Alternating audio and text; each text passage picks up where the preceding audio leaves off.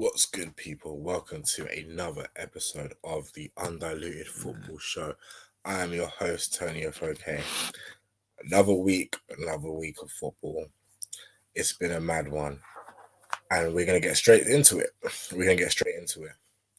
first, before we're going to get into it, I've got people joining me. Right now, I've got Ozzie from Football Talk Podcast. Ozzie, how are you? I'm good, thank you. How are you, Tony? I'm good, man. Not too bad. And also, we've got Manny. Manny, how are you, bro? How you doing, bro? You good? Yeah, not too bad, man. It's been a weird week of football, but we're gonna get to it. Thanks for joining us. Guys. We're first gonna start off with, I'm not sure if you saw the team. First of all, I need to find out who do you guys support. I'm gonna start judging, so I need to know where the narratives are coming from now. So, Manny, I'll start with you. Who do you support? Liverpool. Oh, Liverpool fan. Okay, Liverpool fan. And Ozzie, what about you? Support Liverpool as well. Oh, two Liverpool fans. Oh, that's crazy. All right, fair enough. Right, I'm posted on the up block. All right, fair enough. I'm a United fan. So not a decent Man United fan at the moment, but we move. All right, but guys, so we know who you support. I now know where the agendas are coming from. I'm gonna hear some Liverpool agendas. I'm ready to counter it. But first things first, I'm not sure if you guys saw earlier in the week, Jamie Carragher's and Gary Neville's team of the season. I'll quickly read them out. So Gary Neville's in a 4-3-3 was Mendy in goal, Walker, Diaz, Maguire, Shaw, Fernandes, Gundogan, De Bruyne, Rashford, Kane, Foden. And Jamie Carragher's one was Martinez in goal, Emilio Martinez, Tufal, Stones, Diaz, Shaw, Fernandes, Kante, De Bruyne, Foden, Kane, Son. This kind of some of the teams kind of got a bit of backlash. I feel like we should quickly get onto Gary Neville's first. So looking at that team and the players that you heard of, is there anyone where you're thinking they should not be there at all? Like, I'm looking at some of them now, and even as a United fan, I don't think Rashford should be anywhere near the team of the year, in opinion. Is there anyone you think that should definitely not be there? I'll let you go, Manny. Yeah, this is an interesting one. I agree with you on the Rashford one. I actually think the midfield is perfect. I would go with that midfield. I have question marks over Kyle Walker. I'm saying that because I would potentially put in Cancelo ahead of Kyle Walker. And the Rashford one I don't agree with. I've seen both of their teams, Neville's and Carragher's, and I think Salah should be in there. And just because of the performances and the sheer amount of goals that he's got this season. So, and I don't see how Rashford gets in ahead of. So, the two question marks. To be honest, I actually think, for me, the question marks on Neville's team is Rashford, Walker, and Mendy. I have question mark over. Who would be your keeper if Mendy was there? I think I'd go Ederson, Ederson, okay. How comes Ederson? I think Ederson's had a stable season for Man City. I'm trying to think who else. I wouldn't put Mendy in there. I think Mendy's been all right, but I mean, that's a question mark for me. I think Mendy, Walker, and Rashford. But the rest of the team, I wouldn't moan about. I think the midfield is perfect. That's what I would have gone for in the midfield. Yeah. Ozzie, I'm going to go to you as well. Oh, sorry, Manny, were you done? Yeah, so for me, Rashford's a question mark. I think that's more of a biased opinion from Gary Neville there to add as many Manchester United players as possible in that lineup. I think Maguire, for me, has been one of United's top performers, but I wouldn't put him in the team of the season. So for me, Stone and Diaz are clear out standout defenders this year, especially Stones, who's kind of been average since he signed for Man City, but he's shown a lot of improvement this year. So for me, he definitely has to be in that lineup. Diaz, for me, has been an unsurprising sort of signing because when he joined, I had seen him play last year for Benfica and I had kind of question marks around him because I thought he was a quite rash defender. He's quite aggressive, but for me, he'd be rash in the tackles, and he gave away a lot of penalties for Benfica as well. So for me, he's improved. I think that's probably down to Pep sort of training with him one-on-one and trying to probably tame his aggression on the pitch. I think Walker, I'd probably agree with Manny there. I think Cancelo's been a standout fullback. I think he's been the best right back. And to be fair, he's played left back as well this year. Yeah, he has. Yeah. So he's been a standout fullback, full stop. So Mendy, yeah, I think he's done well. I think he probably stood out a bit more because Kepa's been so underwhelming this year that anyone would have probably stood out if they were in the Chelsea team. But I would probably go for Martinez. So I would probably co-sign with Carragher. Yeah, I forgot about him. I think he's been really, really consistent. I know he's had a few games where he's been a bit shaky and he's kind of letting a few soft goals. But I think he's really performed. And I can tell you that a lot of Arsenal fans regret that he was sold in the summer because Leno's been, I'm sure you guys saw the goal a couple of weeks ago that he let in, which was his shambolic. So, Carlos, yeah. It's terrible. Terrible. So I think for me, Martinez is definitely the standout goalkeeper. I think Edison's got the most clean sheets, but I'm going based on performances, and I've been really impressed with Martinez this year. Yeah. No, I totally agree with you guys. I'm looking at Gary Neville's team right now, and I don't think Mendy should be in there. I'm not sure about Martinez as well. Only reason is because you're right. Martinez has had the narrative. He's left Arsenal. He's had the start of the season. But you said recently he's been a bit shaky. I know he still hasn't beaten. I'm not sure he hasn't beaten Brad Friedel's record for Villa, which was 15. It's funny. So basically, clean sheets, yeah. And I've been saying I've noticed that for like a good couple of weeks now, where he hasn't kept a clean sheet in a good couple of weeks. And for me, it's team of the season. It's not just team of the half of the season, and then you become back. Yeah, I hear you. Yeah, definitely. But then again, looking at it now, Edison hasn't stood out for me at all. I don't know if Alisson hasn't had the best season, so I kind of get why Mendy is there. And then again, Mendy's. I know Kepa's was so bad, so anyone would look very decent. Yeah. But Mendy has been pretty decent, and the fact that he's got the most clean sheets, like as much as I don't like to use stats, sometimes the numbers don't lie. Do you know what I mean? So I have a question mark personally, but if I had to, it might have to be Mendy. Walker definitely not. I don't think Walker's done much this season that I've been like, wow, team in the season. Yes, Carl Walker, you deserve to be there. As you said, he's not even the best right back in his team, let alone in the league. So that's a shaky one. Maguire, that's again, even as a United fan, that's the Man United agenda. Maguire's had a good season, especially against the way you guys battered us at Old Trafford. We looks like we kind of missed Maguire. Dare I say it, even though we thought he was rubbish. But Stones and Diaz, man, that's been the narrative all season and the way. I think Maguire's been very good this season. I think he's been very reliable, so I wouldn't have issues with Maguire going in there. But I can understand the Stones and Diaz definitely goes in there. Yeah, Diaz 100%. He's out for PSV player. I don't even think I can put Maguire in for Stones. That's coming from United. Yeah. And I feel like Stones has just had a much better season. Stones has been scoring as well recently. Like before.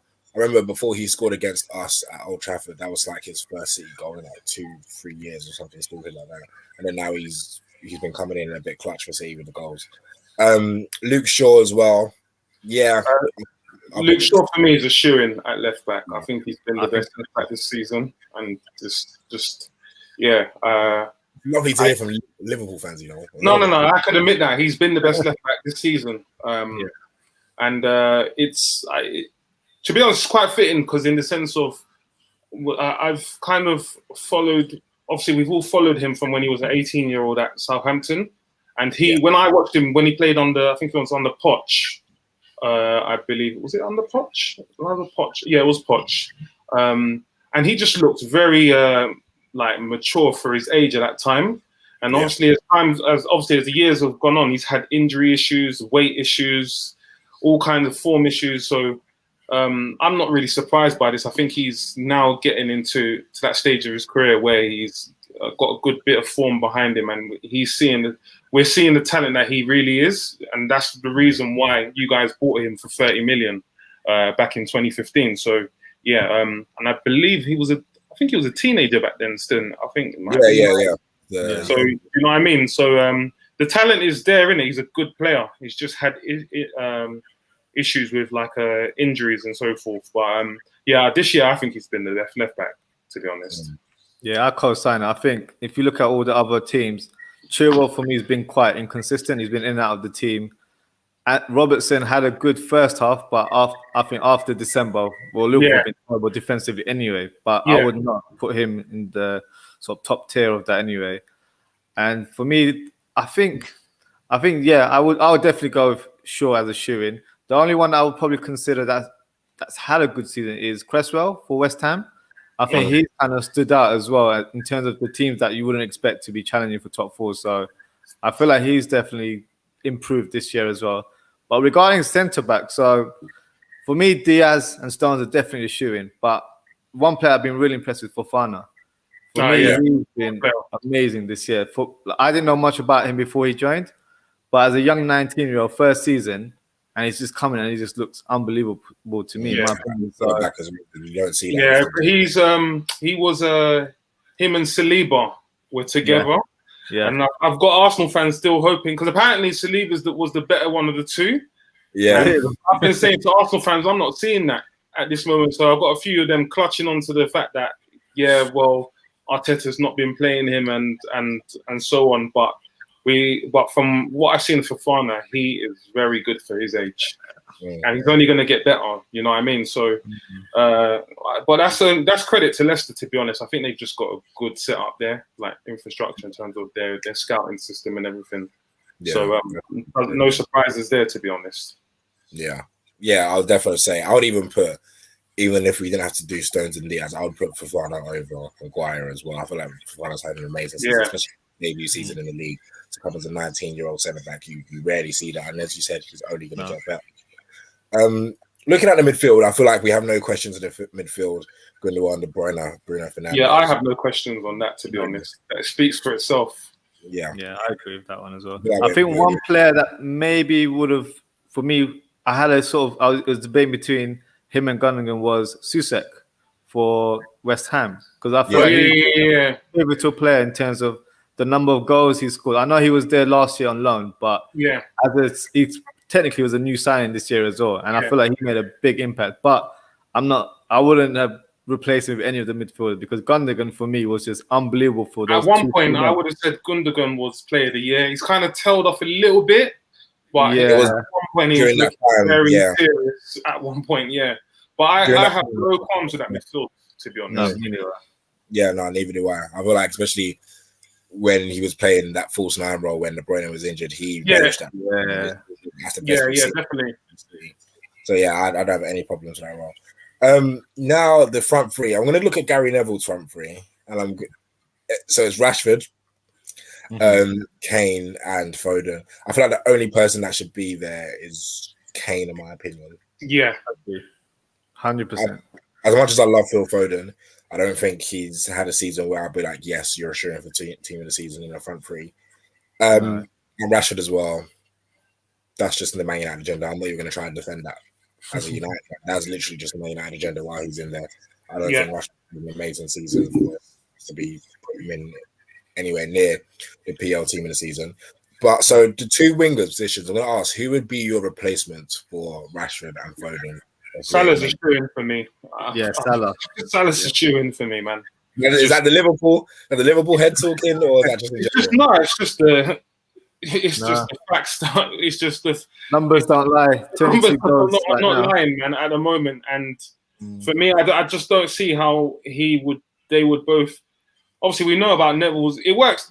Both teams work both ways. If I'm being funny, because if I'm being honest, like I'm looking at it now, and I feel obviously there's Neville's United bias, and I feel like Carragher tries to go against the grain to prove that he doesn't have Liverpool bias. He tries to be too annoying. Like it's almost like he tries to force it rather than just saying it how it is. Like no one's gonna get at you for kind of just speaking the facts. And the facts are that the numbers that Salah have put up have been phenomenal this season.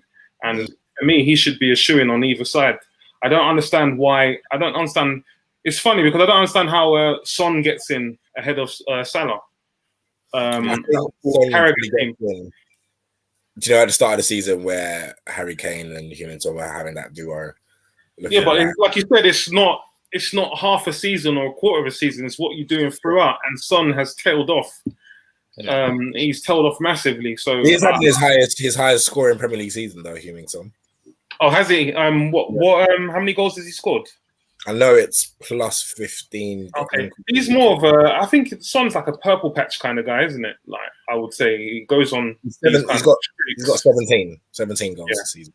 Yeah, he's a good player, but I don't think I'd put him in my team ahead of Salah, to be honest. Just for this year. Yeah, I would actually have Son, Kane, and Salah as my front three. Foden for me he's had that good moments in the last month or so. For me, that doesn't reflect the whole season. So I think he's just that trendy player you just add to your team because he's like in your head right now. He's the moment player right now.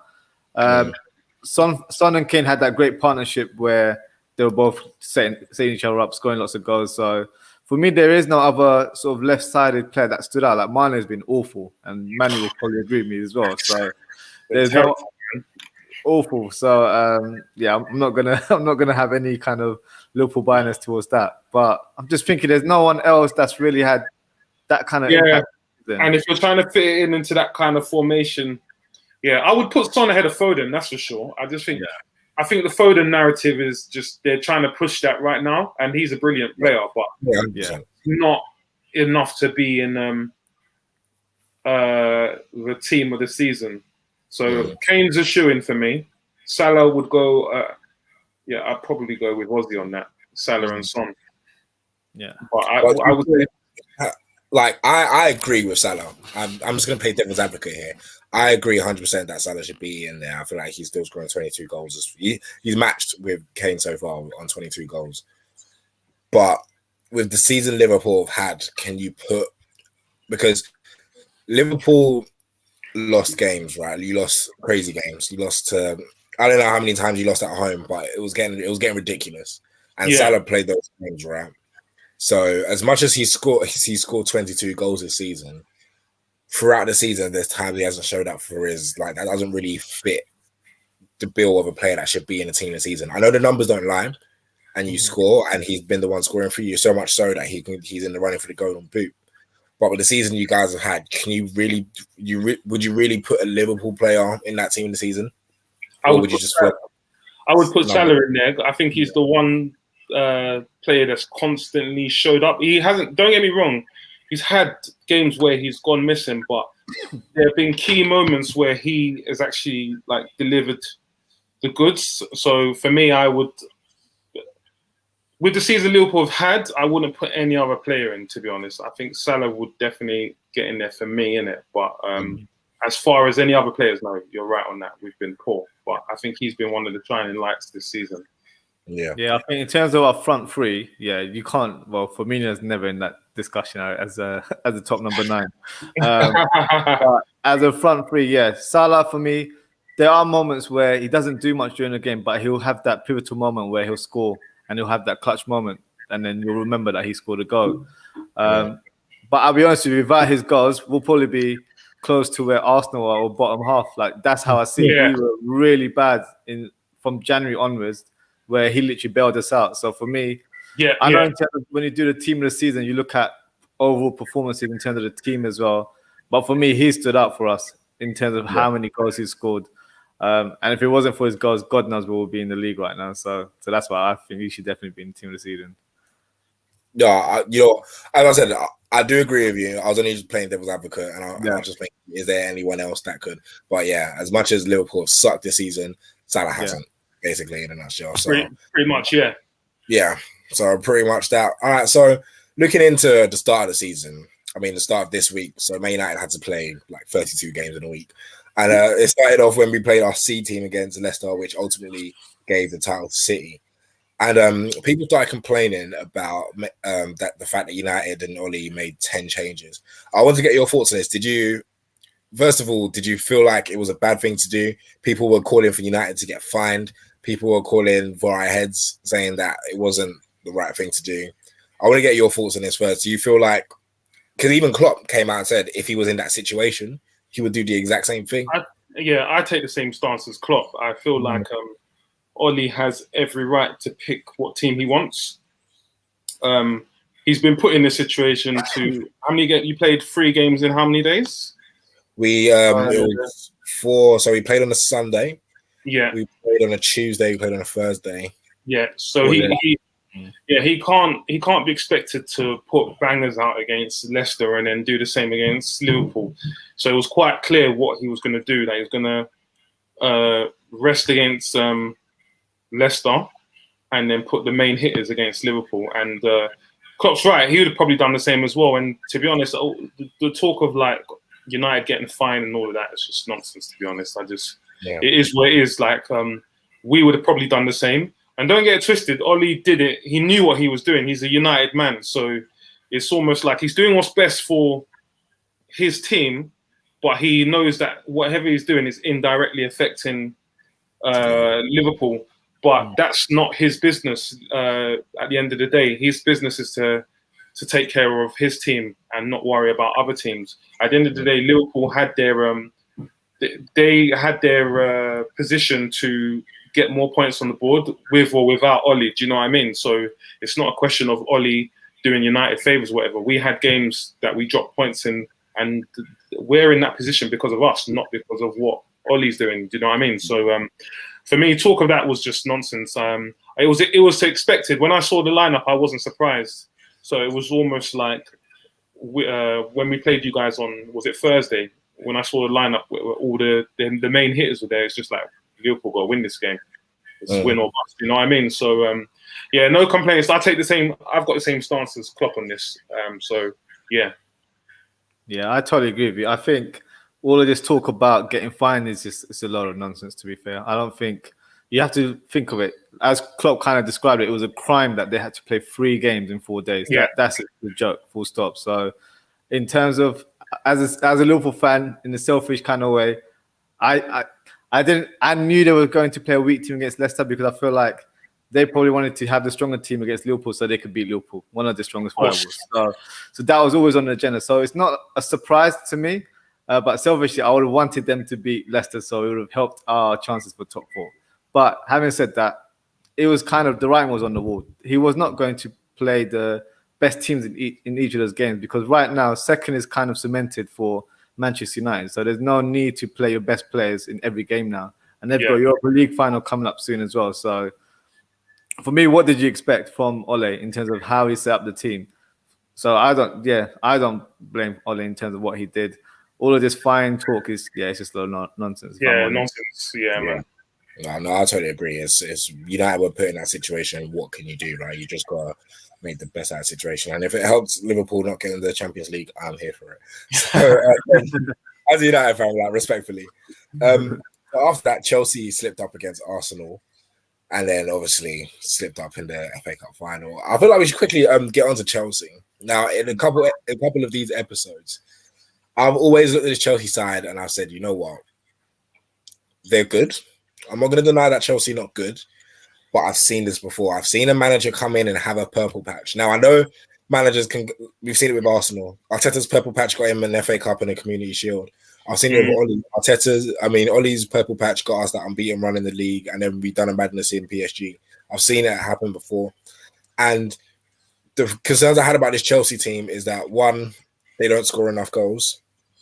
Is that the fact you only scored 2 goals in like a handful of games is concerning for me. And I know you don't have a striker, but you got to score goals to win. You can't win without scoring. But the only reason I rate them is that they made themselves a very hard team to beat. And they were getting these results, these 1-0, these 2-0s. But now they slipped up against Arsenal, which didn't help their top 4 things. And now, obviously, they lost the FA Cup final yesterday. So I was to think, am I being a bit too harsh with Chelsea? Or do you feel like Tuchel's really turned the corner from Lampard? Or do you feel like this little purple patch can go and we'll see what the real Chelsea's about? Because I don't see them get... Right now, they're in the Champions League final, right? City, I feel like, deserve to be in the Champions League final. This Chelsea team, I watched them and I feel like that's not a Champions League final team. This is not a team that I ever expected near the Champions League final. As a United fan, I don't look at this Chelsea team and feel like, we need to be at this level, because I feel like if you guys had Chelsea in the league right now and you needed to win that game, would you not think Liverpool would win that game? I would be worried to play them right now, to be honest. Really? Yeah, I wouldn't want to play them. They didn't play well. They haven't played well in the last few games, but I just think here's my stance on Tuchel. He's come in. He's kind of got things. He is a man that he has a style of play, and he knows what he wants. So he's a manager of experience, and it's quite clear what he wants. So he's got them playing as a unit. The goal scoring issue, the fact with the strikers up front, they don't get enough goals, and that's because obviously Werner's kind of huffed and puffed this season. I expect that to be addressed in the summer, just based on their setup and the owner that they have. I just think that'll be quickly rectified. In terms of the defense, he's done well with what he's been given, but I don't think that's what he would want to go with long term. I don't think Zuma and Rudiger are good enough for a team to challenge for the title, like a full-on assault on the title. I just think they're a bit.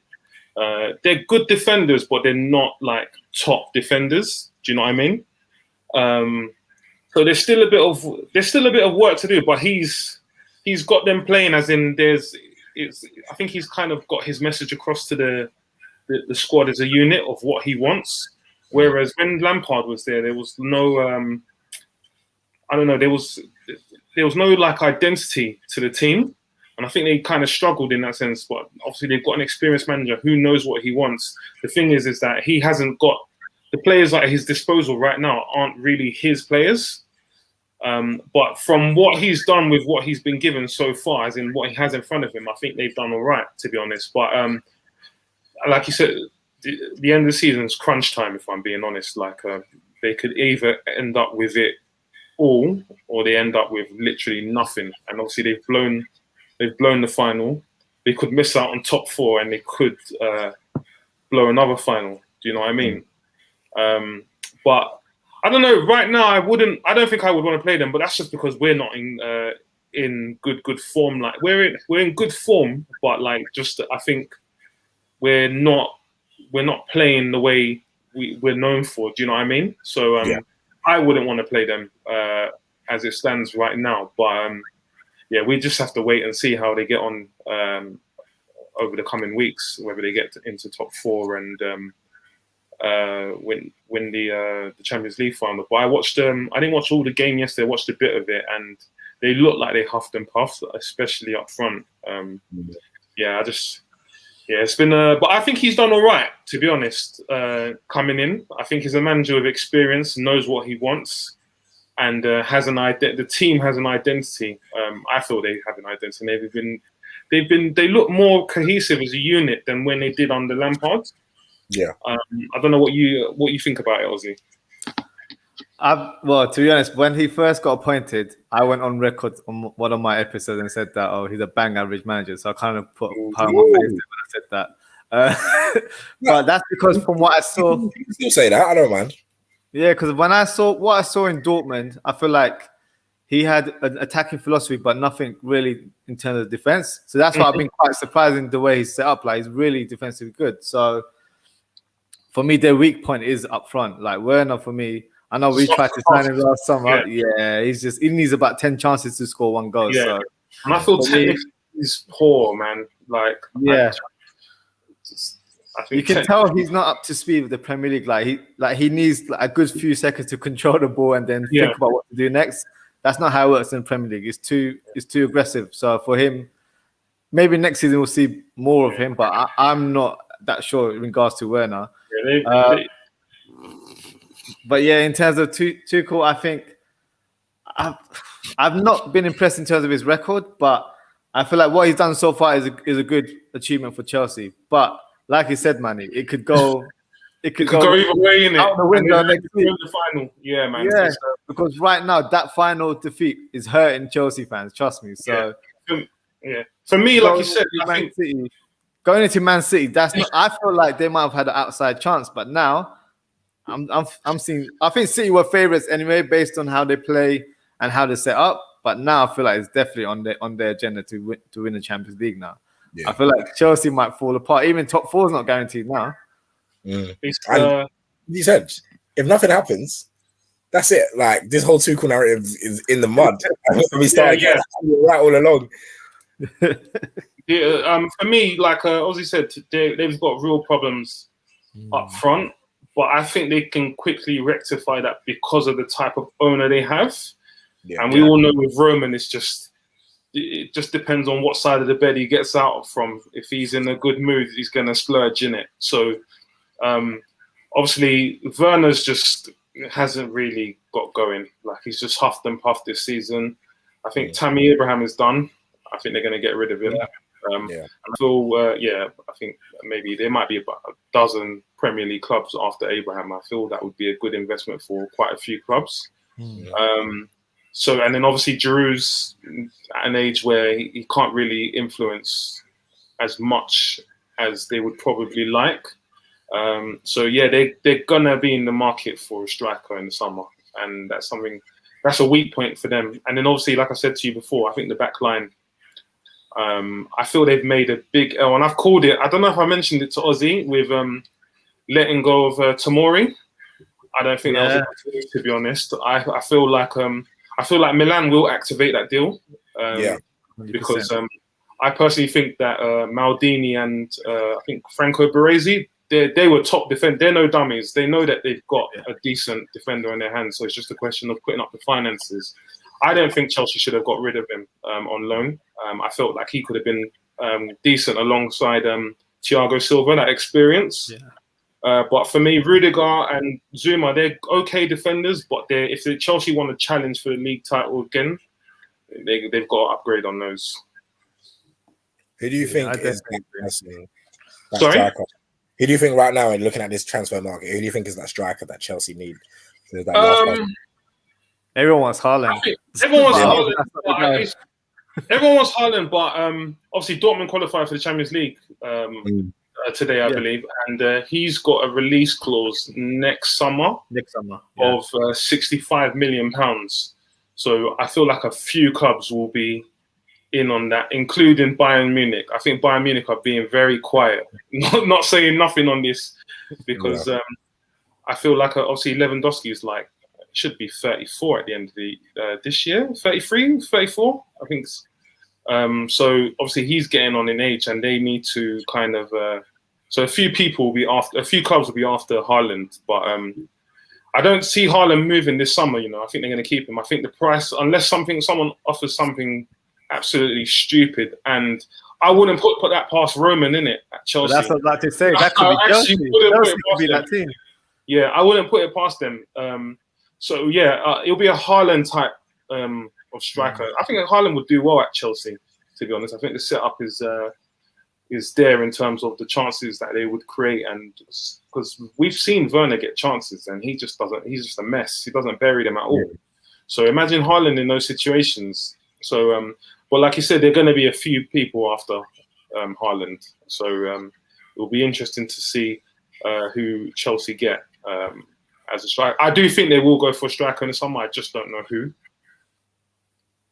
Yeah, it's an interesting one because you've got Aguero, who's a free agent. So I know he's in talks with Barcelona, but that's probably someone they might want to look at because it's a free transfer and he's proven. But in terms of Premier League, the only striker that kind of comes into that bracket is Kane, but I can't see Kane leaving Tottenham for Chelsea because that was just all kinds of chaos, isn't it? So Haaland is the guy, I think. That's the only guy that people would really break their neck to sign.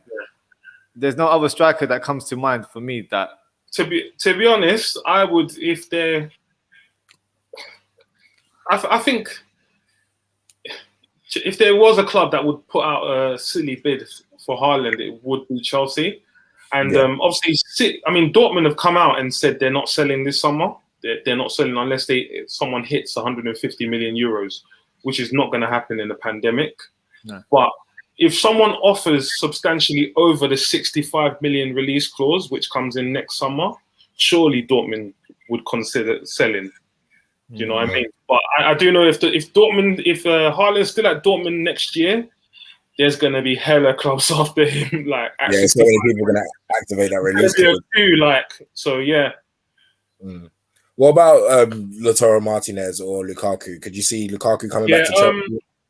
No, I can't see Lukaku going back to Chelsea. I think he's just going to stay at Inter. I think he's very happy there. He's with a manager who has pretty much wanted him for the last 4 years.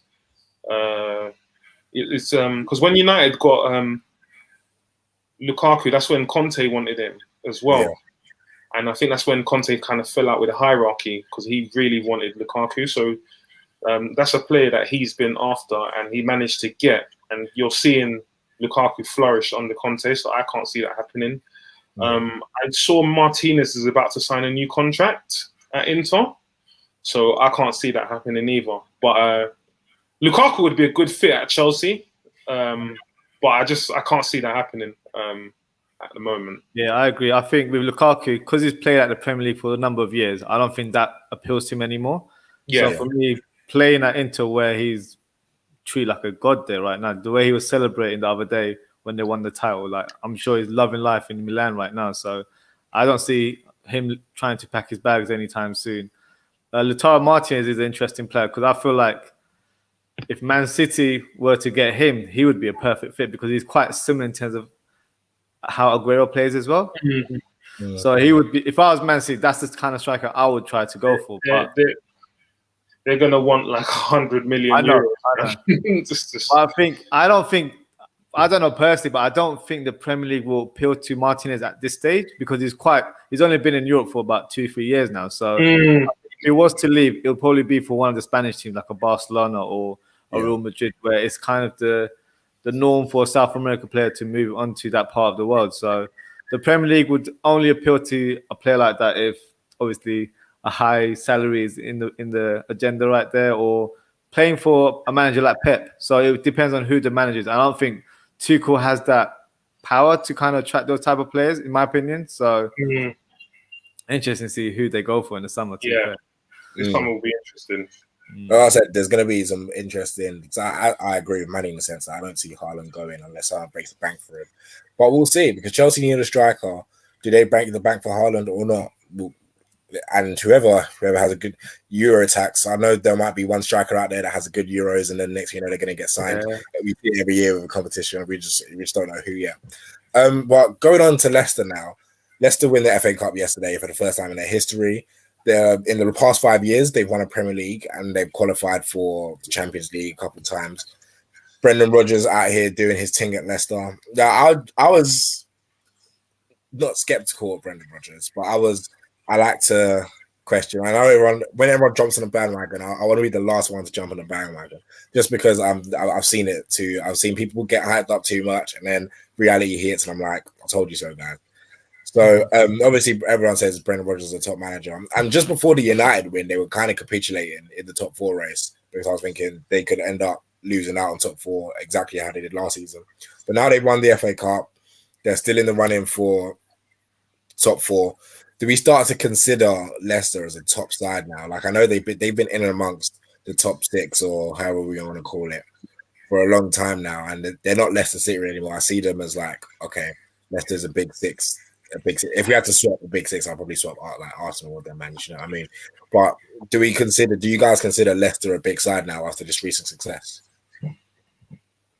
I definitely do. I think they've replaced Arsenal in that top 6 format just because of the way they've played in the last 2-3 years. I know Arsenal fans are going to hate me right now. Yeah, they're not going to like that. But yeah, you just have to look at. I was kind of like with you in terms of Brendan Rodgers because obviously he was Liverpool manager. For me, he showed a bit of inexperience, but in terms of tactically, I didn't think he was quite there. Especially the last few games where Liverpool could have won the title. I feel like his game management wasn't right, so he didn't have that kind of imprint in his mind to do that kind of tactics.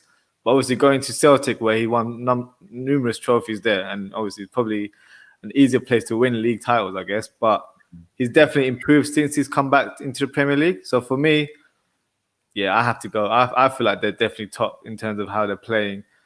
Because you look at Tottenham, for me, Tottenham are just inconsistent. Like it's just Spurs are Spurs, bro. Like Spurs are gonna Spurs. The North London clubs at the moment are just they're in disarray, man. Like when you actually break it down and look at what they actually need to do to kind of get back to where they were.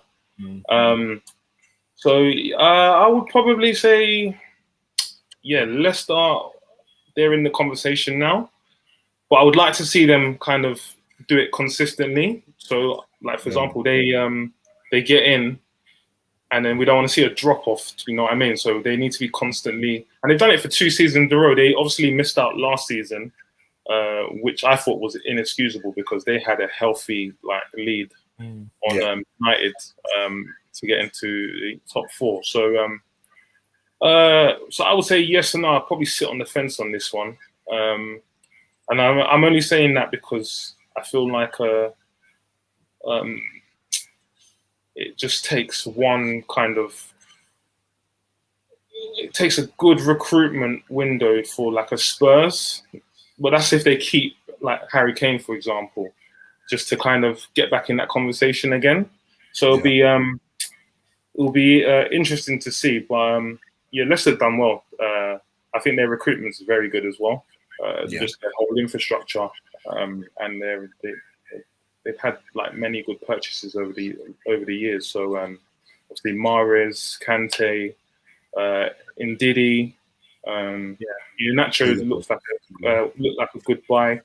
I liked what's his name, Pereira at right back. I think he's a very good player. Even like the low key signings like what's his name, Johnny Evans. I think Johnny Evans has been a good signing for them, and I could think of about a dozen clubs that could do with him at the back in it. So their recruitment is pretty decent, and obviously in regards to Brendan Rodgers, I think he's just improved as a manager. I wasn't when he was at Liverpool. I feel like he was he had this. He still got this bottler vibe about him. Like that crunch moments, and he just lets it go. It nearly happened to them yesterday. Like it nearly happened. I felt like if Chelsea equalised, I think that would have been it. Like I think their heads would have dropped. So maybe that's the luck that he needed to get over the line to get that first trophy. But I think he's matured as a manager. Still got a lot to do to get to like the upper echelons of management to be mentioned along with the other guys. But I feel like Leicester have done pretty well. But I'll sit on the fence on this one. I think I would like to see them do it a couple more seasons before we can say yes.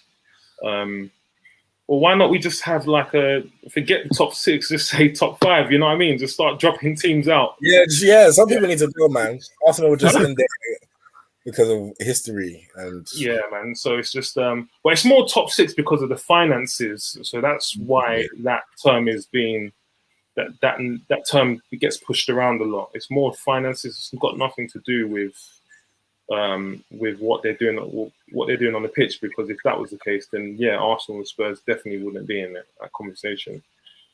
No, I totally agree with you with Brendan Rodgers, because they could have messed it up.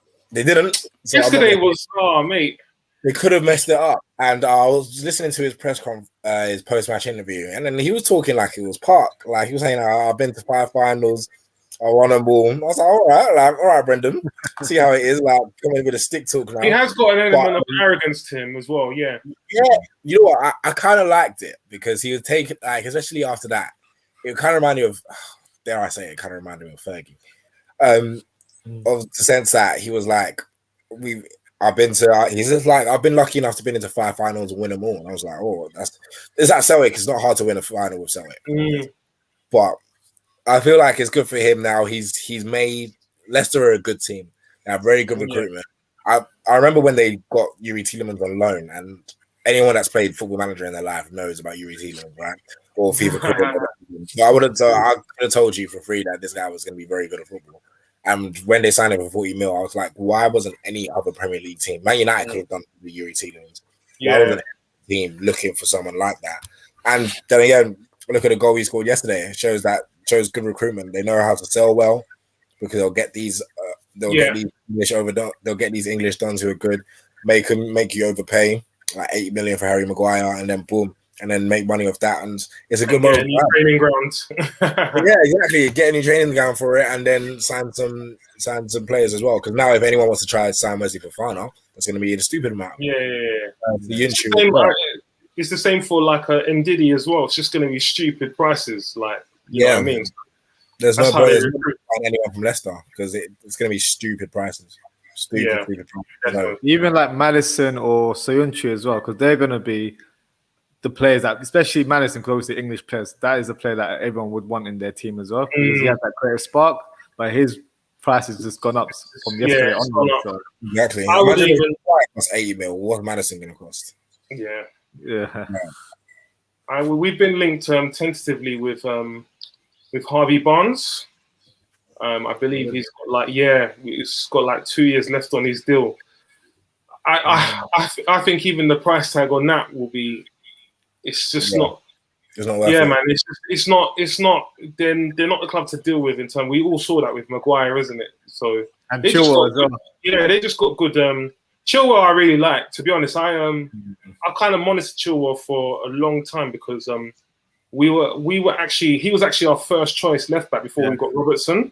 I remember. And because I think Chilwell played on loan at Huddersfield under David Wagner, who's best mates with Klopp. And we were looking at Chilwell heavily before we knew who Chilwell was, kind of thing. And that didn't happen. Obviously, we ended up getting Robertson a year later. But even Chilwell over the years has just improved and improved. Obviously, he's this season has been quite average in a sense because he's been kind of rotated in and then rotated out. So but yeah, I would just say their recruitment's just on point at Leicester and just everything they do there. So they're a good club. I would say it's a good club. Even just the city of Leicester, they're good people up there as well. Yeah, it's a nice club. It's a nice atmosphere. It's an owner that loves the club. Like Leicester, it's a good club. They're neutral favorite right now. Do you know what I mean? I feel like they've got that narrative of the neutral favorite. But, we'll see with Leicester if they make the top four. Because remember, like we still got to remember they lost in the Europa League to Slavia Prague. Like we still got to remember that I don't think they're there yet, but they're getting there. Like it's gonna take a while for them to consider them a massive top team. But I've got to be like, crap, we got to go Leicester away. I don't think I'm ever gonna think, we got to go get a draw at the King Power. Not just yet, but at the same time, they're a good enough team to start talking within the top six or start pushing the door to get into that top six kind of. Little click, as I say, but we've got to talk about, since you guys are both Liverpool fans, I forgot to mention. I forgot to mention it for a reason because I didn't want to talk about it. But the United Liverpool game, obviously, and Liverpool won again today with Alisson deciding he wants to start scoring. The guy literally not doing his job, the complete opposite of his job. But as a Liverpool fan, like as I say, it's the hope that kills you. Do you guys still have hope? Especially coming from the United game and this best one game, do you guys still have hope, top four hopes, or is it just let's just win our games and see what happens? No, I think we'll do it. You know, you think you'll do it? I think we'll do it. Bro, it's going to be a close one. That Europa League tune, bro. It's gonna be a close one though because I felt that for us to have any chance, we had to win against United, and our record at Old Trafford is just terrible. Yeah. I didn't.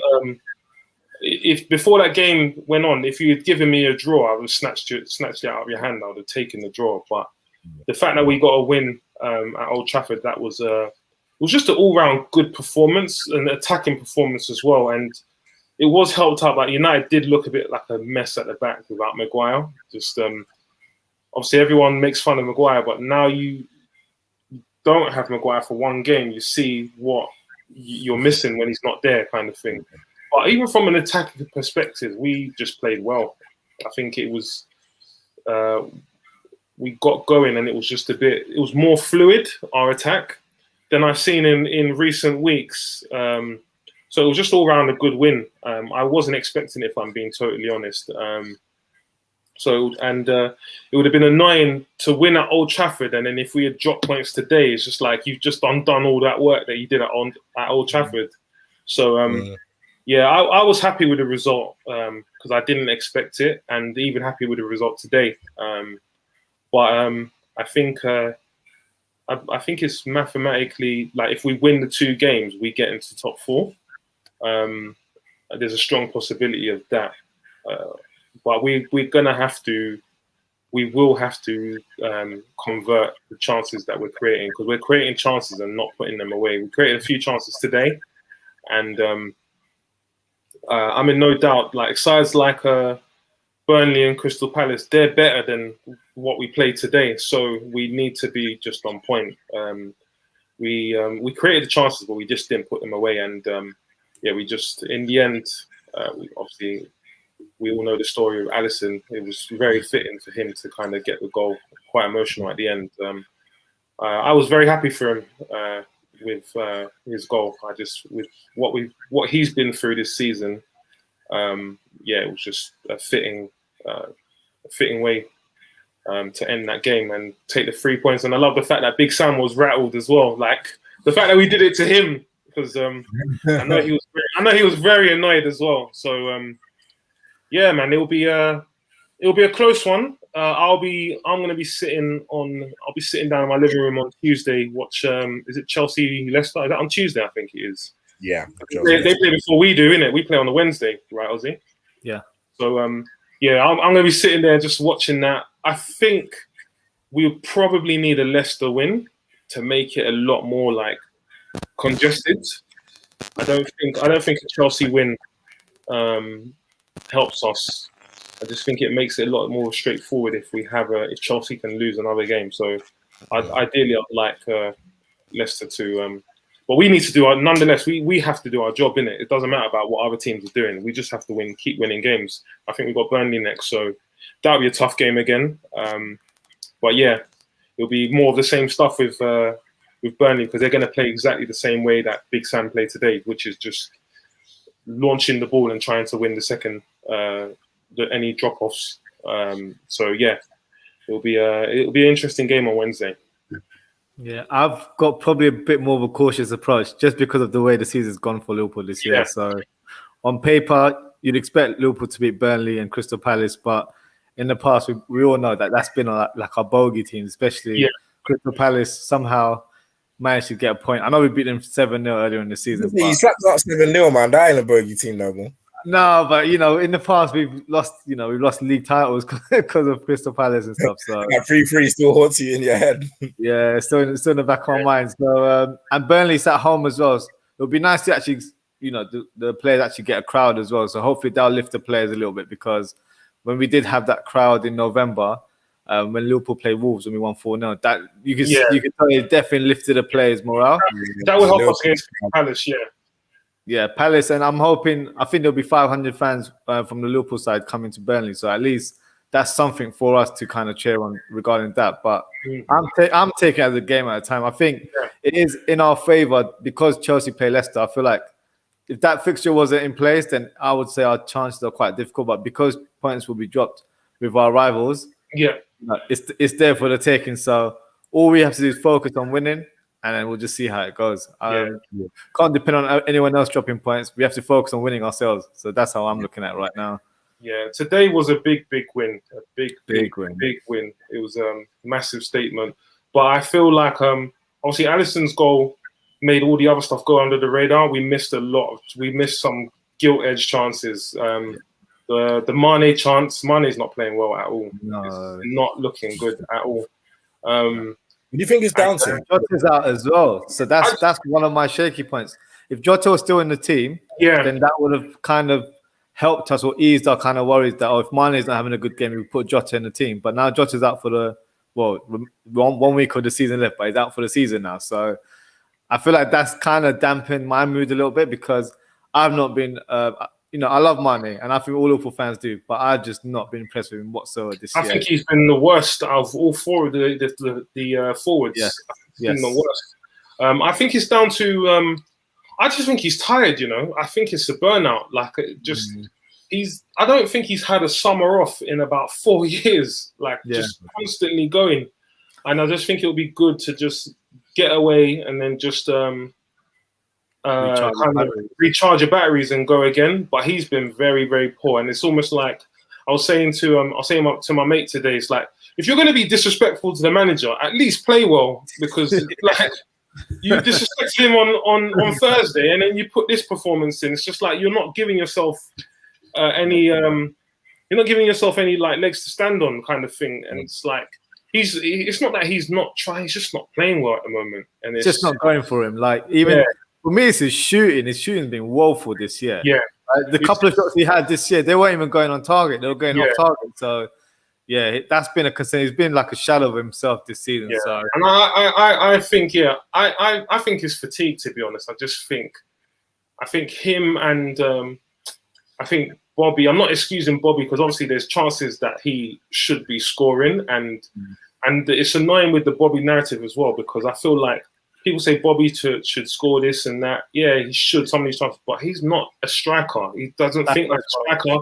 He doesn't behave like a striker. He's just being put in that position, and it's just like, yeah, we know that he should be. But even with Bobby, I feel like he's been running to the ground as well. Like, which is why it's even more impressive with Salah as well, because he still looks fresh, raring to go. But he looks hungry. He wants that goal. Like, you know what I mean? But I just feel like the front three is just, we've played the same front three over and over and over and over. It's like a broken toy. Like, it's almost like, if I ask you a question, who's City's front three going to be for the game? You won't even know, because they've got so many options. But if I ask you who's Liverpool, you're going to name them straight off the bat. So I feel like Jota coming in has just been a breath of fresh air this season. Obviously, it's been unfortunate that he got injured for, I think, almost 3 months of the season. But yeah, that's an area that we will need to address in the summer, get another forward in, because I think we can't continue, and I think we kind of just need to take certain guys out the firing line. And I think the fatigue is a main thing for Manny. The quality is still there. It can't have just gone overnight. It's just, he just doesn't look the same. Like, he doesn't look as sharp as well. So it will be interesting to see what happens in the summer, where we can get help with the workload from in the forward department. But yeah, Mane, for me, I think he hasn't been playing well, and I think that's a lot of it's down to fatigue.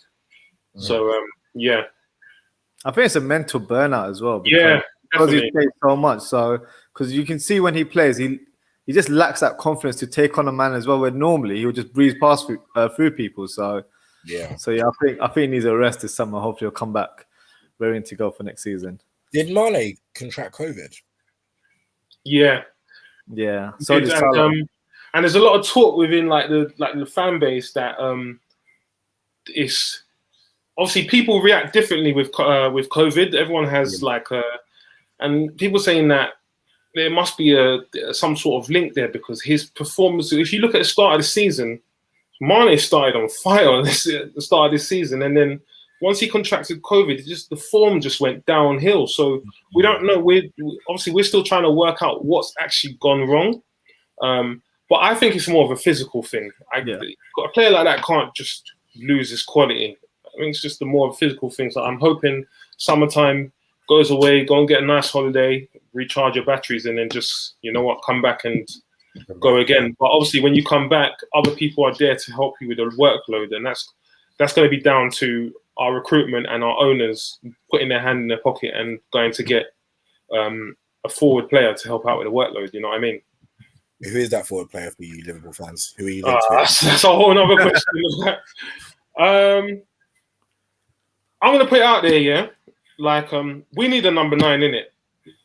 But number 9s cost a hell of money. No way, Bobby Firmino not good enough. I never knew that. No. We need a killer. Like, I've been saying this for at least 2 seasons now. Even whilst we were having our success, like last season and season before that, the front three, Mane, Firmino, and Salah, they miss a lot of chances. They score a lot of goals between the three of them over the last 3 years, but they've missed a lot of chances.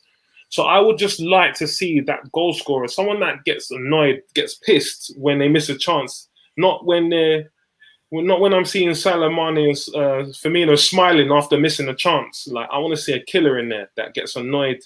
So obviously, I'm a realistic fan in it, so I know obviously I know the economic conditions that we're in and that, and Liverpool not going to spend Haaland money. They're not going to get that type of player. And I personally think what we're going to do is we're going to get another forward player who's capable of playing across the front three, that multifunctional kind of player. So someone similar to Jota or a Mane or Salah, someone that's comfortable in fluid, being in different attacking positions and in a fluid system.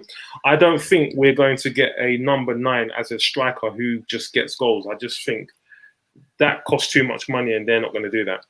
Yeah, because obviously we've been seeing links with Mbappe. That's not going to happen. It's not going to happen.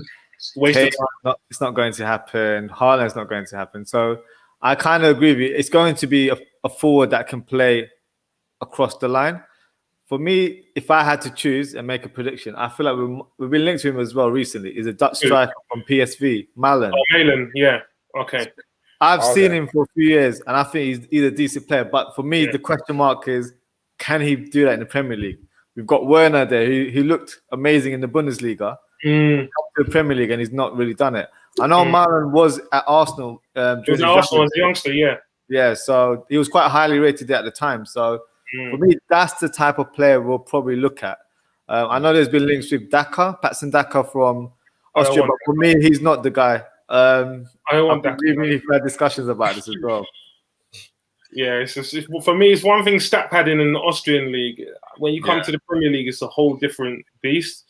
Another player that we've been linked with that I would like would probably, but again, it goes down to being that multifunctional forward player that can play across. Is I wouldn't mind Rafinha. Yeah, I like Rafinha. And I think we are looking at him. I don't know what's in that, but I do think he's probably one of the players on the list that kind of fits our system and what we want to do.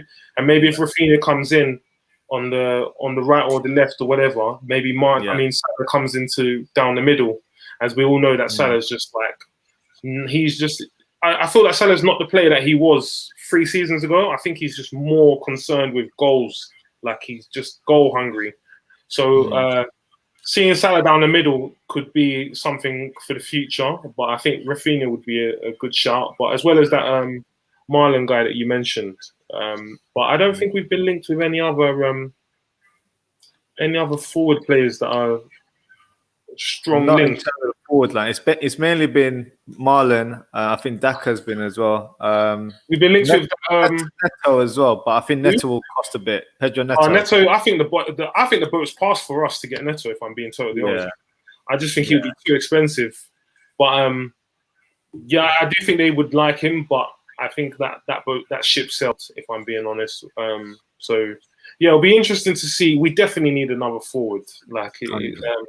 This summer, we need another forward to help out with the workload, and then obviously the likes of Origi will be out through the back door, and Wow, what? Origi's still there? It's crazy. Yeah, Origi's there. Yeah, he's there in the basement, chilling with who's he chilling with in the basement? Ben Davies and Naby Keita, in it, just chilling there in the basement, like Naby. I don't think people try to compare Naby Keita. Yeah, I'm done with Naby, to be honest. I've lost patience. Like it's the guy's got ability, but what's the point of having all that ability if you can't play?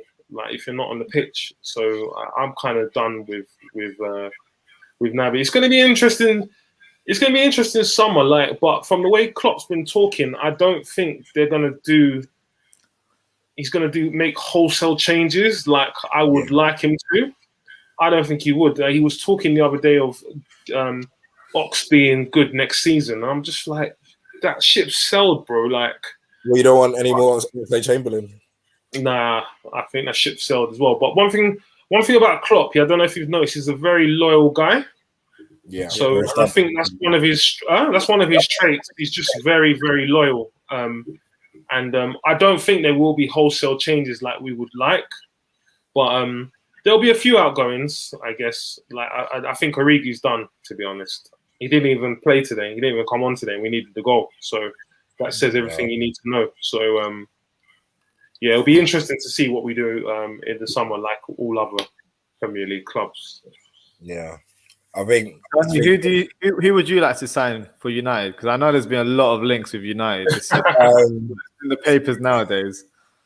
With United, we're linked with everyone.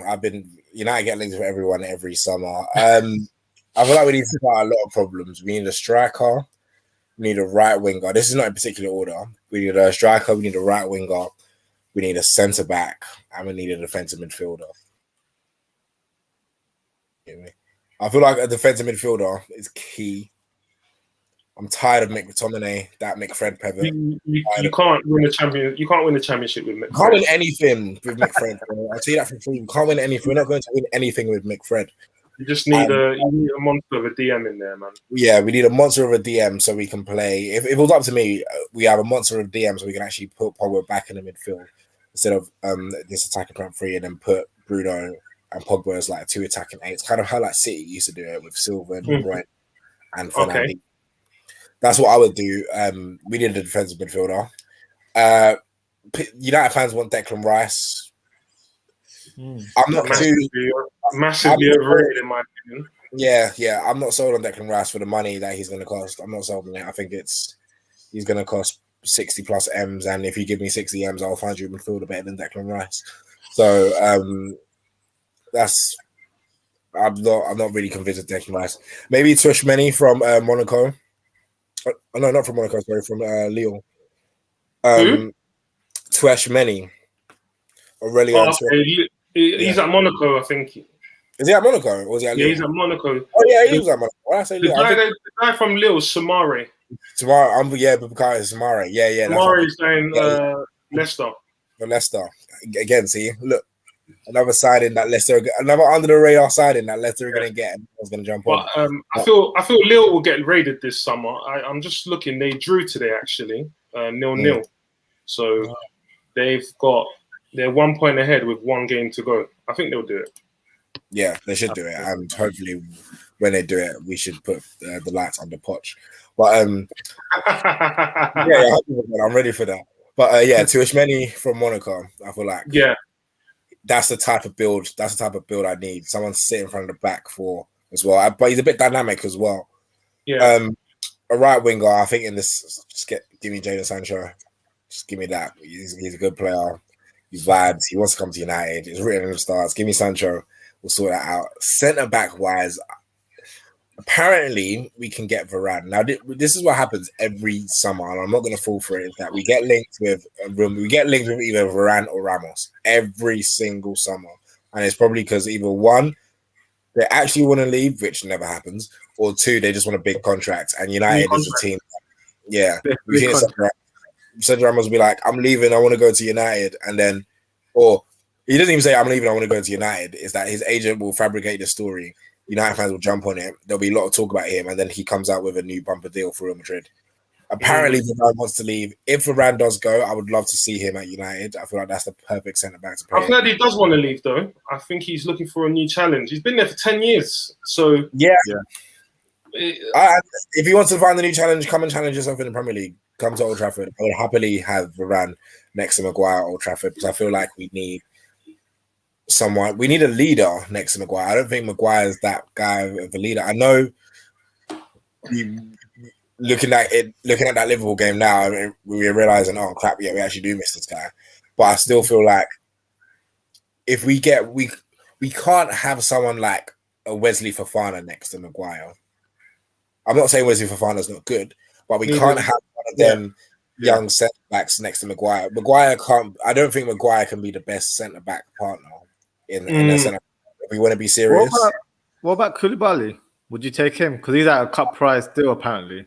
He's done, man. He's done. He's done out here. Time ago. He's like, I don't know how he's in his 30s now. Surely Koulibaly. He's still going to cost a lot of money. Yeah, it's that ship sailed for me. I wouldn't mind that type of Samata type next to. I want to say Samata type, but that type of like centre back next to Maguire. I feel like we need a centre back with pace and power next to Maguire. We need a bit of them attributes because that's what he lacks. But then we need a leader as well. Like, I don't even say a younger version of Thiago Silva would have been perfect. You know what I mean? I feel like that's what we need next to Maguire. So a centre back, a striker. I'm not too worried on a striker. If we don't need it next season. We've re-signed Cavani. Us showing that we re-signed Cavani shows that I don't think we're going to go for an out-and-out number 9 this summer. Next summer, Cavani goes. Haaland will be available. Throw your hat in the ring. Do you know what I mean? We've been linked with. We're always linked with Haaland because of his relationship with Ole Gunnar Solskjaer. He practically gave him his career, so we're always linked with him in that sense. So who knows? But I feel like if we need to make 3 decent signings this summer, it will be a centre back, right winger, and a DM. We sort them places out, and then we move for next season. We do better than we've done last season, and then we'll be like, okay, if Haaland's available, Cavani goes, blah blah blah, boom, get a striker in, and then we should be good. But you can't have everything, and I highly doubt we're gonna. When do Man United ever solve their problems? Do you know what I mean? When do clubs actually solve their issues when it comes to transfers? Like it takes a while. We should have signed Sancho last season, in my opinion. Now we're gonna get him for 10 million cheaper, if that helps us or not. But I don't know. But before we quickly wrap up, I wanted to speak about Zidane set to leave Real Madrid. Obviously, his record speaks for itself. I feel like we don't talk about Zidane enough because this guy has won 3 Champions Leagues, right, in a row. That's never going to happen again. Like, we talk about your Peps, your Klopps. I feel like Zidane should be up there. For a guy to win, I know he had the best team in the world. He had the best starting 11, and it doesn't help when you have Ronaldo at your disposal, when you had Ronaldo at your disposal. But at the end of the day, the record books are going to show 3 Champions Leagues in a row. So, looking at the teams that are looking for a manager now, like maybe Juve with Pirlo's not doing well at Juve, or even Juventus are in big trouble. Where do you feel like Zidane could go? Do you feel like Zidane would go to Juventus? Obviously, he used to play for the club, or do you? I would maybe. I would put my hat. No, I would put my hat on Juventus. Me too. I think that would be his next club. I just don't know when, but I do think Zidane will go to Juventus at some stage in his career. But we just have to wait and see. With I don't know whether that'll be next season. I can't really tell you when, but I do believe that he will be a Juventus manager in the future. I don't think they'll get rid of Pirlo. I know they're going through some difficult moments right now. I think they'll probably stick with him for maybe like another year, and I could probably see Zidane coming back to his old club and managing them next year. That would be my prediction. Just on the basis that I think it was kind of like how Chelsea fans were with Lampard. It's that loyalty because he's a legend. So with Pirlo, it's the same at Juventus. So I don't think they'd get rid of him straight away. Yeah. So they probably give him a bit of time next season to try and change their fortunes. And then maybe if things go from worse later on this year, then they'll probably consider Zidane next year. I think Zidane is probably the one that they have as a number 1 target because 100%. I don't think there's anyone else out there in terms of like manager. Like, obviously, they had Allegri before, they had Sarri. So these are 2 vacant managers right now. So that's the only one I can. And obviously, former player and a legend at Juventus. So for me, it's written in the stars that he would probably manage them in some shape or form. Yeah, I would agree. So I just don't know when, but yeah, I can see Zidane taking over. But Juve are in big, big trouble. They are. I think Napoli won today, so Juve are out the top 4 with 1 game left. They are in big, big trouble. There's a real possibility of them playing Europa League next season. Ronaldo, do you think Ronaldo goes if they're in Europa League? Yeah. I think he does, I think he does, yeah. I just think, I don't know where, I think he goes. I can see him going to like MLS or something because it'll just be like a nice way to retire. Not retire, but I think it would be a nice paycheck there. I can't see Ronaldo wanting to play in Europa League while Messi's closing in on his record in the Champions League. I just can't see him staying if they don't get in. That's just my personal opinion, and there's a strong possibility that they won't get into the Champions League next season. Tony, would you take him back at United? This is what I was thinking. My head says no, but my heart says yes. Like, in all honesty, my head says no. Nostalgia vibes. Well, nostalgia's a hell of a drug. Yeah. So my heart says yes, man. Like, who wouldn't want to see fans back in? Who wouldn't want to see Ronnie back at Old Trafford? But we don't need him. We've just re-signed another 30-something-year-old in Cavani. Yeah. And Ronaldo isn't the dynamic winger we once saw. If it was Ronaldo playing on the right wing, I would say yes in a heartbeat. But the way I can't see Ronaldo, the centre forward we've seen now, the Fox in the box Ronaldo we see. We don't need that. We've got Cavani in there. But if it's free, man, it won't be free. Nostalgia vibes. It'll be just hella expensive. Like my head is saying no, we don't need him. But if there's a way, and why not? And even if it's a loan, like the way Bale done it, and Spurs fans, I don't know, man. I don't know. My head says no, but my heart says yes. They don't want to see. His record this season has been very good, but I almost feel like that's like down to. It hasn't helped the team as well. I feel like everything's kind of catered towards him. Towards him. I don't know if that makes sense. Yeah. But his record's good, innit? But I don't know, man. Seeing Ronaldo in the Premier League again, I don't think he'll still score goals, but he's more Fox in the box type of. And you've How really. many goals do you reckon he would score in the Premier League? Huh? How many goals would you reckon he would score in the Premier League? I would say, if I'm putting my neck on the line and putting that figure, if he plays 38 games, I would say 15. I could see him getting. Not bad. Yeah, I'm thinking 15 to 20. I think in that kind of bracket, I think. Yeah, I think he would bang. Like it's just whether like I don't know, man. It's his game's changed a lot. It would just be I would say if you never had Cavani, I would say just F it, just do it. But it's just like you don't even. Do you know what I mean? Because we re-signed Cavani. I don't want to. No, it's just you know what it is. It's just the type of player, isn't it? Like like all the forwards you've got, like none of them are really. You'd only say that Cavani is really like a goal getter kind of guy, in it. Obviously, Mason Greenwood's got that potential to be that guy. But if you never had Cavani, then I would say, Ronaldo would just why not? Nostalgia thing, maybe just try and set up a little package for him to come back for a year or two in it and just have him as that guy that gets the goals. And that's what he would be solely concerned with, just goals. And that's it. He won't care about anything else, build up play and everything. He'd just be that guy in the box. But I feel like now you got Cavani, I just think probably not a good deal to do. That's just my stance on it anyway. No, I agree. That's what I said. My head's saying no, Tony. Yeah, I hear you. Not the right thing to do. You know it's not the right thing to do. But my heart's saying it's Ronnie, man. It's like if TVG was still playing football and somehow your head says no, I don't need him. But somehow you're just screw it, it's TVG. Do you know what I mean? It's a legend at the club. You'll try and take him back, but my head says no. But if Ronaldo says he wants to come back, why not, man? Who wouldn't want to see Ronaldo in the Premier League again? But we'll see. Guys, we're gonna wrap it up there. First and foremost, thank you, Ozzie and Manny, for joining so much. What I'll let you guys do, I'll let you quickly plug out your shows.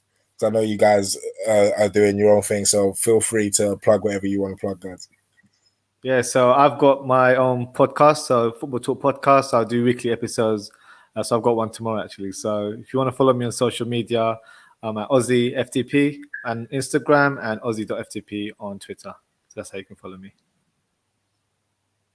All right, I'm not actively doing anything. I'm just here as a guest. Big fan of both shows. So obviously it was good to piece it up with both of you guys. And I'll probably drop in a few sessions in the near future and that. But yeah, man, good having a conversation with you lot. Yeah, thanks for having us, Tony. Thanks, man. Thanks for joining us. Cheers, bro, man. It's been a really good one, man. It's nice to get, even though you guys are Liverpool fans, it's nice to get the we need, you know what you need to do? You need to get maybe we should in I don't know, a couple of weeks time or whatever, try and get Arsenal and Chelsea fans on there, innit? And we could just have wrap up of the season. So that would be great. We should from all different. Yeah, obviously, I know you're not too happy with the balance. Like, obviously, 2 Liverpool fans and a United fan in it. We need to. I was getting our balance goal. Yeah, definitely. But yeah, man, it was good catching up, man. Much appreciated. Thanks for having us. Thank you for joining us. Guys, this has been another episode of the Undiluted Football Show. You can like, share, subscribe with your friends. Until next time, people.